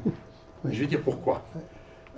Parce que c'est toujours le diable dans les détails, hein, si je puis dire en parlant de laïcité. Les élèves sont mineurs. Comme ils sont mineurs, ils sont protégés par l'État à qui on les a confiés. Donc, eux-mêmes et leurs familles ont droit à ne pas être soumis à une propagande. Et l'affirmation par un groupe, là dans la salle, d'une identité religieuse forte ou politique forte, c'est une propagande. Imaginez que tout le groupe là porte des t-shirts Free Palestine, et que celui-là porte des t-shirts Israël vaincra. On sent bien qu'il y a quelque chose qui va se passer. Alors si c'est ça dans les classes, bonjour pour enseigner, mais bon, voilà. Et c'est donc, il faut éviter pour la paix scolaire et pour protéger leur conscience en formation de la propagande. Ce qui fait que les adultes, les élèves adultes, par exemple ceux qui sont dans les Greta, sont obligés d'avoir la même réserve parce qu'ils sont au milieu des mineurs. S'il n'y a pas de mineurs, il n'y a pas de problème. Vous comprenez? C'est pas escalité, c'est le lieu, c'est la confrontation avec des élèves mineurs qui fait qu'un élève de Greta, une élève de Greta ne met pas de foulard. Si elle est dans un Greta où il n'y a pas de mineurs, elle le peut. Voilà. À l'université, on peut. On peut aller en soutane à l'université. Voilà. On peut aller avec le foulard. Donc, c'est la laïcité comme liberté. Mais la confusion, c'est la laïcité, on va s'en servir pour lutter contre les menaces. Ben, si on fait ça, on la change. On a tout ce qu'il faut pour lutter contre les menaces. Toutes les lois sont là. Ce n'est pas la laïcité qui empêche les attentats. C'est inconcevable. C'est la police, c'est la justice, c'est ce genre de choses. La laïcité, elle n'est pas une police des comportements. Elle définit le règlement de comportement, effectivement, de tout le monde. Mais il ne faut pas en rajouter. Est-ce qu'elle est une valeur ou est-ce qu'elle est un principe? On a déjà répondu à ça. Elle est adossée à des valeurs. La liberté, l'égalité fondent la laïcité. La liberté, la justice fonde le règlement de football. Tout le monde est sous le même règlement. L'absence de violence, valeur, la non-violence, fonde le règlement de football. De la même manière, liberté et égalité fondent le règlement de laïcité. Mais ce n'est pas en elle-même une valeur. Elle peut être une valeur pour chacun de nous, individuellement. Je décide d'attribuer à ma laïcité une valeur éthique. J'ai une laïcité intérieure faite de tolérance, de bienveillance, de tout ce que vous voulez. Oui, mais c'est moi qui le décide pour moi. Ce n'est pas l'État qui impose une valeur de ce type-là à l'ensemble de la population. Vous voyez la question? Ça, elle est essentielle aussi. Parce que si on glisse vers une valeur, à ce moment-là, c'est un autre monde. Parce que si c'est une valeur de la République, elle est obligatoire pour tout le monde. Et on a le droit en France d'être anti-laïque. On a le droit. On a tort à mon point de vue, peut-être au vôtre aussi, mais on a le droit. Donc, effectivement, sur ce plan-là, il est important de se poser la question, est-ce qu'elle est un attribut culturel français ou une forme juridique de la place des religions? Évidemment, vous avez compris, ce n'est pas un attribut culturel français. Ce n'est pas un attribut culturel comme peut l'être la cathédrale, comme peut l'être la peinture classique, comme peut l'être le château fort, vous voyez, c'est pas la même chose. Comme peut l'être la littérature française. C'est ni Molière ni Racine. Encore une fois, c'est beaucoup plus simple. C'est un règlement de fonctionnement. Voilà. Alors, je vais passer sur ça. Et maintenant, il y a une inquiétude généralisée sur l'avenir, et je terminerai par là. Et encore un mot de Jean Bobéro qui explique pourquoi cette inquiétude arrive. C'est un élément que j'ai tiré de son dernier livre. L'emprise de la morale laïque est supplantée par un idéal de réalisation de soi. Soyez vous-même. Réalisez-vous. Et c'est individualiste, ça, fondamentalement. On a le droit, bien sûr. Mais ça détruit effectivement le sens du collectif qui est derrière la morale laïque. Vous voyez, ça installe chacun dans une situation de compétition et de séduction. Je suis en compétition avec l'autre et je dois séduire l'autre. Ça, c'est notre monde, auquel sont confrontés les jeunes, effectivement, en particulier. Dans ce cadre-là, effectivement, eh bien, la tentation d'avoir une identité communautaire, pour au moins séduire dans le cadre de la communauté, et au moins avoir l'appui de la communauté dans la compétition, c'est quelque chose qui pèse sur tout le monde. Et je pense que cette phrase-là est tout à fait, effectivement, importante. Allez, on va passer un peu vite parce que je suis un peu long. Bobéro, et je terminerai par lui, et ça c'est un peu réconfortant si vous voulez, on ne va pas se quitter dans le drame. Il utilise la métaphore de l'iceberg. Il dit, vous savez, il a écrit un livre qui s'appelait Les 7 laïcités. Il y a la laïcité dans les têtes et la laïcité dans les textes. On peut découper la laïcité en tranches. J'ai dit, non, il y en a 2 autres encore. Il y a la laïcité émergée et la laïcité immergée. 10%, vous le savez, 90% pour l'iceberg. Qu'est-ce que la laïcité émergée? C'est tout ce que je viens de raconter. C'est la bagarre, la confusion, le conflit, on ne sait plus où on en est, on n'est pas d'accord, je pense ceci, tu penses cela. Hein? C'est les atteintes à la laïcité, c'est le refus d'enlever le foulard dans l'école, c'est tout ce que vous imaginez. Mais il dit, l'immense majorité de la population n'en vit pas moins tranquillement dans les règles laïques, qui fonctionnent partout. Qui fonctionnent partout. Et il dit ça, c'est la laïcité immergée, celle dans laquelle on baigne en respectant le règlement. Ce que non seulement l'immense majorité de la population fait, mais ce que chacun fait pendant un moment de sa vie, même celui qui fait autre chose, qui peut aller dans la laïcité, effectivement, émergée. Et c'est pour ça qu'il dit que, jusqu'à présent, la loi de 1905 a fonctionné. Et que le problème est que la laïcité émergée, dans le trouble des esprits, effectivement, qu'elle crée, pourrait la faire évoluer dans un sens qui fait qu'elle ne serait plus elle. Je ne vais pas développer cette question-là parce que je crois que Michel Merle est intervenu sur ce sujet-là, effectivement. Vous savez qu'un certain nombre de décisions juridiques peuvent être prises qui interrogent un certain nombre de laïcs, notamment la loi du 24 août 2021. Cette loi du 24 août 2021, elle a des aspects complètement consensuels. J'entends consensuel, ça veut dire auquel se rallie l'immense majorité des gens. Quand on interdit la délivrance de certificats de virginité, tout le monde est d'accord, ou presque, sauf ceux qui en demandent, pour se marier. Quand on interdit la polygamie, quand on interdit les mariages forcés, tout le monde est d'accord, ou presque. Donc dans cette loi-là, il y a tout un élément, si vous voulez, qui est parfaitement acceptable et recevable.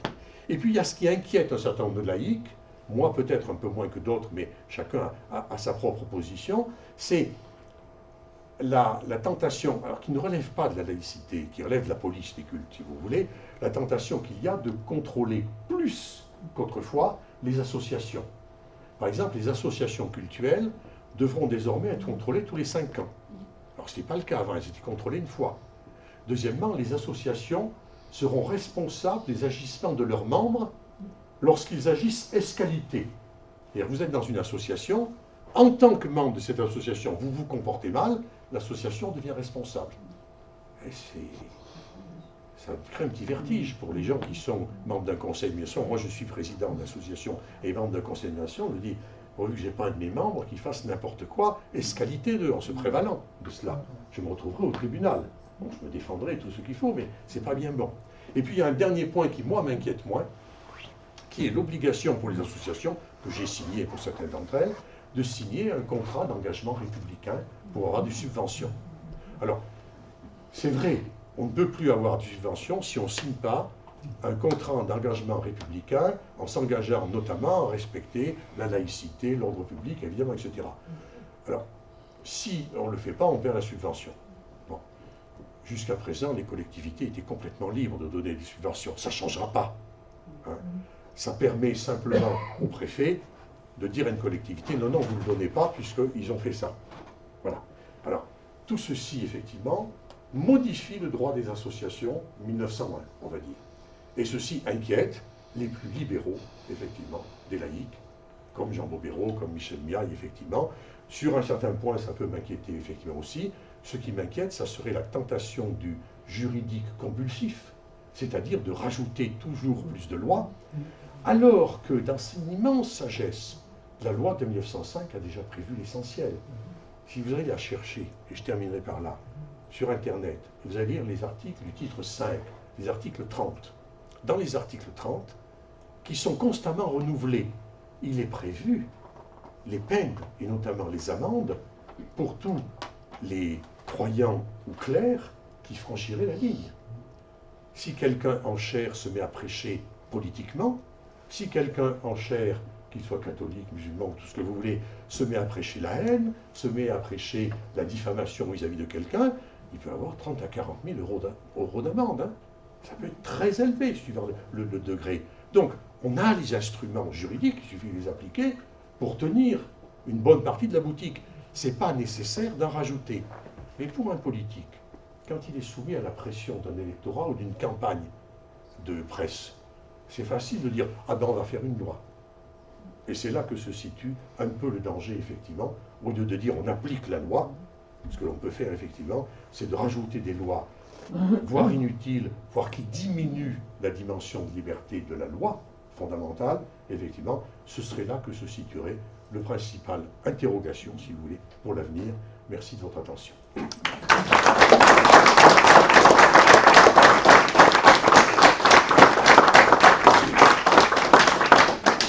Voilà, s'il y a quelques remarques, interventions, désaccords ou questions, je suis prêt à répondre.